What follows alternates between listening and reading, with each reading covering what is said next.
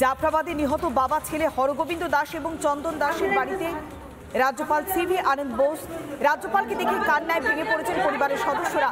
সরাসরি যাব প্রতিনিধি সুকেন্দুর কাছে। সুকেন্দু, আমরা সুকেন্দুর সঙ্গে যোগাযোগ করার চেষ্টা করব, কিন্তু তার আগে যে ছবিটা দেখাচ্ছি, কান্নায় ভেঙে পড়ছে নিহতের পরিবারের সদস্যরা।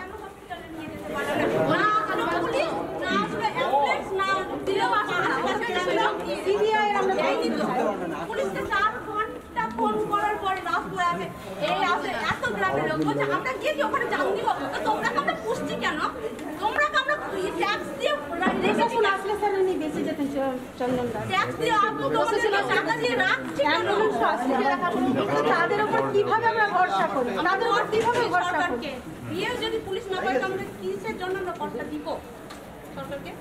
এত করে বছরে তো टैक्स পর নেওয়ার সময় কোনো ভুল করছে না, ঠিক সময় পৌঁছে যাচ্ছে। हम लोग का भी कुछ नहीं चाहिए, कैम चाहिए, यही कहना है, बाकी और कुछ कहना नहीं। हमको कुछ नेता नहीं चाहिए, कुछ नहीं चाहिए, हम लोग को परमानेंट कैम चाहिए।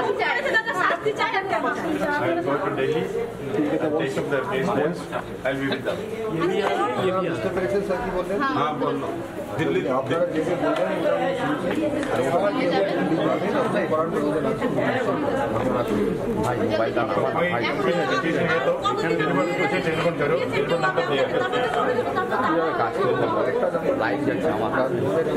আমাদের তো রাতে ঘুম আসে না, ছেলেদের ঘুমাই না,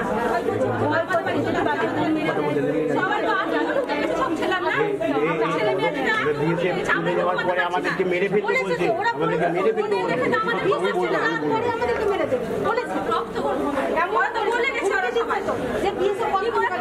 कितना महीना तक रहेगा? 3 महीना, 4 महीना, 6 महीना फोर्स रहेगा। फोर्स रहेगा, तुम लोग को बचाएगा कौन? उसका बाद ऐसा करूंगा।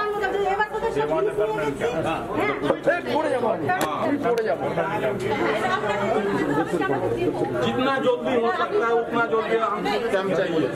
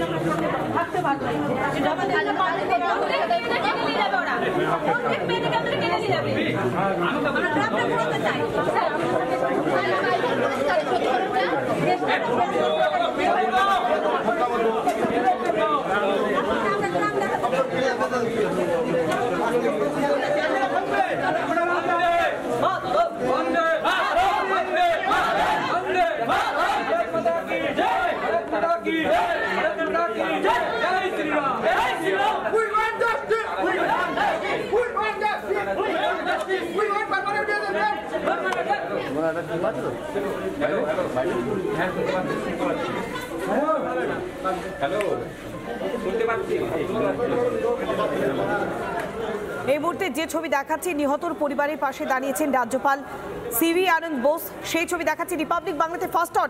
সরাসরি যাব প্রতিনিধি সুকেন্দুর কাছে। সুকেন্দু,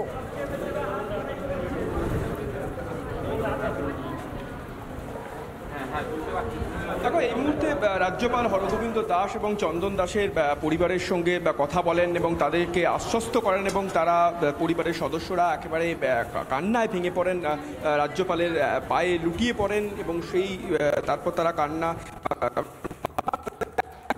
এবং এই বাড়িতেই অন্যান্য গ্রামের মহিলারাও এসেছিলেন, এবং রাজ্যপালের কাছে তাদের একটাই মূলত দাবি যে আমরা নেতা মন্ত্রী কিচ্ছু চাই না, আমরা শুধুমাত্র একটা বিএসএফ ক্যাম্প চাই। এমনটাই দাবি তুলছেন বারবার, যে স্থায়ী একটা বিএসএফ ক্যাম্প হলে তারা স্বস্তিতে থাকবেন। অর্থাৎ রয়েছে, এখন ক্যাম্প রয়েছে, এই সময়টা চলে যাওয়ার পর তারা কি হবে সেই বিষয়টা বারবার মানে ভাবাচ্ছে, এবং এই বিষয়টা যে ছবি দেখাচ্ছি রিপাবলিক বাংলাতে ফার্স্ট অন।